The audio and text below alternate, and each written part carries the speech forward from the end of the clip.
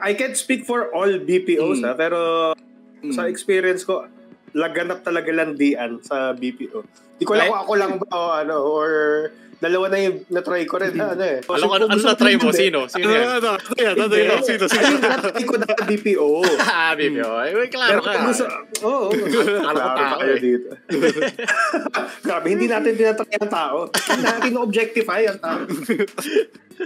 Yung mga BPO kasi, laganap talaga ang landian, tipong mga kabit. Kabita. May ganun nga daw, may meme, di ba?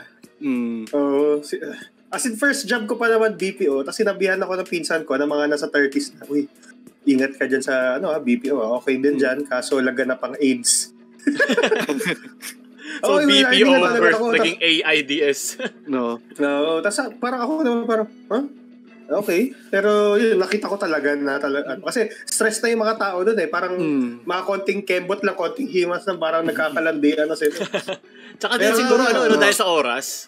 Di ba mas parang gabi, night shift. Mas hayok ka, parang mas hayok yung hormones. Meron nun, di ko na nasasabihin, basta meron doon isa may asawa na, tapos nung outing,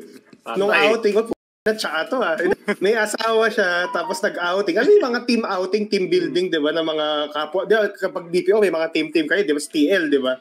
Tapos gano'n. Tapos meron na lang siya, mga kalaplapan na doon, kalandian na doon sa outing, mga gano'n.